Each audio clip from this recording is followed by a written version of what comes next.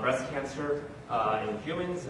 Also look at brain function. I do a lot of brain work and microscopy work. We look at cerebral physiology, and should move that to tumor physiology as well. Today we've been hearing a lot about pressure, and here's an idea I've been playing around with some of our data. Maybe it's interesting. I think it's interesting, so I want to show it to you, see what feedback you have. We're combining diffuse optical near-infrared imaging with X-ray tomosynthesis, and so here's a large tumor that we saw, 3-centimeter tumor. You see it on the X-ray, and here this is an image of total hemoglobin concentration that we're imaging because hemoglobin absorbs near-infrared light. So we see in the region of the tumor this doubling of the total hemoglobin concentration. But something else we've noticed is during an X-ray mammogram, you compress the breast and then hold it at a fixed thickness. And then what happens over the course of a few minutes, as I understand because of poroelasticity, the applied force actually reduces. So as that force reduces, we see blood actually returning to the breast. So this is just showing how the applied force is reducing over the time scale of our measurement.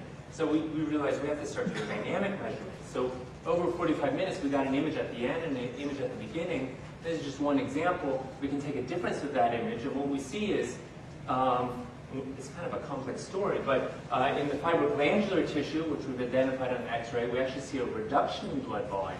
In the adipose surrounding the tissue, we see an increase in blood volume, and in the tumor, we're seeing no change in blood volume. So what we're thinking is happening is when the pressure was applied, when the force was applied, we squeezed the blood out of the soft adipose tissue.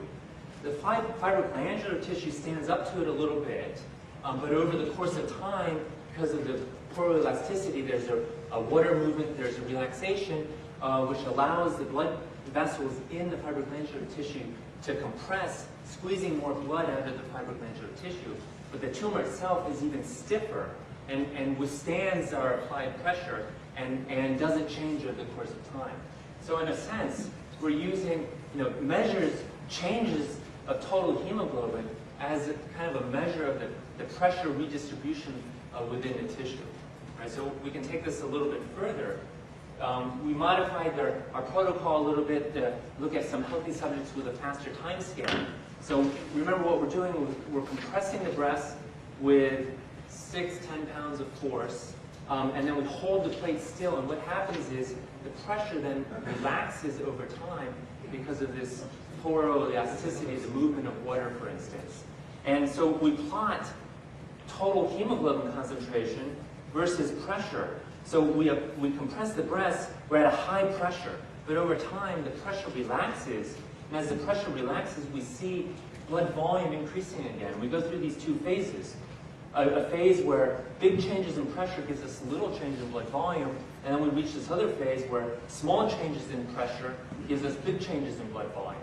So, if you look at a change in volume over a change in pressure, that's a compliance. We're measuring blood volume, so that's a vascular compliance. So time goes this way? Time is going this way. Well, this is pressure. No, I understand. Right. So we compress the breast. Yeah. High pressure is here, right. And then over time, over a minute, sure. Right, we get this relaxation. Yeah. And so basically what's happened is we apply the pressure, we squeeze the blood out of the veins, we apply more pressure, we squeeze it out of the arteries. Now we allow it to relax. Arteries have low compliance, so a little bit of blood comes back into the arteries. Pressure relaxes more, then the very compliant veins fill up with blood. Right? So, it's quite interesting, and some questions maybe we can discuss. Is this useful? Finally, I have 2 slides, but 5 minutes. If you look at diffuse optical imaging of breast tumors from a number of groups, this is nice data from a group in Berlin. You see a nice segregation on average.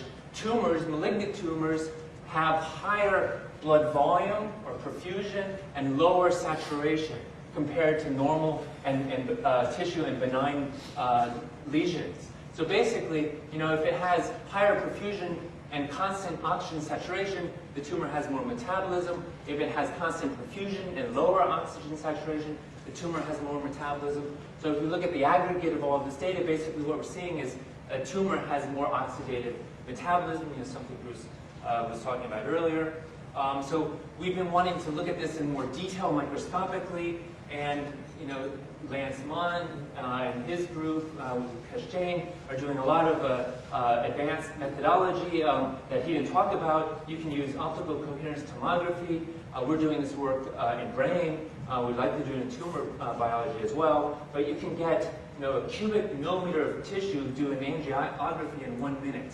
So you can really zoom in and see capillary level dynamics. This is an angiography, but you can go in and actually measure velocities in all of those segments. And then David Kleinfeld nicely showed some of our recent data where now using a phosphorescent agent, we can go in every one of those vascular segments and measure the partial pressure of oxygen. We are now also injecting this dye into the tissue, so you can actually measure gradients of partial pressure of oxygen in the tissue, and looking at those gradients, we're calculating oxygen consumption as well. So I'll stop there and entertain discussion about. So on your previous slide, I wasn't quite sure if you were actually taking in the lower right there. Yeah. Can you tell where the tumors are then? So for what we'd like to do, of course, is do this on that image. Yeah, that's what I was. Right. That's what I was So this image has a slow time scale. So we're now advancing the technology so that this image will have sufficient temporal resolution so we can do something like this. This was done in a non-imaging mode with a high temporal resolution. So this is kind of a bulk tissue estimate, right? So we haven't gotten this to an imaging voxel yet. But what it suggests, right, certainly there's no technological limitation to being able to make this sort of plot for a tumor versus fibroglandular tissue versus adipose tissue. We haven't done it. Right. But would you be able to localize it? sure. If you would assume that, are you making the assumption or hypothesizing that a tumor would have less vascular compliance? Less compliance, but there's other issues as well. I mean, this one image is suggesting that we haven't even applied enough pressure here to compress the blood vessels in the tumor at all. I mean, what it seems like we're doing by compressing the breast during a mammogram is squeezing the blood out of all the other organs, out of all the other tissue types, but not the tumor. Right. So I mean, that kind of looks interesting, but and you said, oh, it's because this and that, but how are you sure that that's true? I mean, have you developed a model that actually captures that behavior? Oh, this behavior? Yeah. Well, I mean, only in that I know veins are more compliant than arteries. I know, so but you're at saying least that, but how do I know that, how do I know it's true?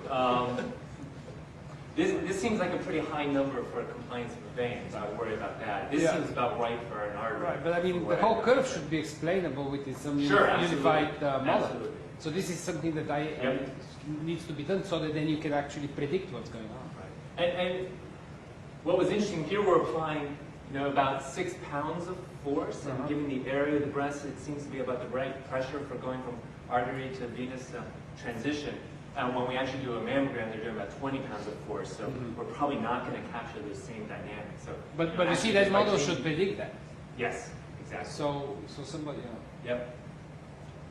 Do you know what the bright yellow feature is in the bright picture? So the optical imaging is a low spatial resolution, and so we were even making it lower spatial resolution so we can get some good temporal resolution. So that is increased blood volume and is probably representative of an increased blood volume over a larger volume of tissues. It's not an artifact, it's just not a full spatial representation.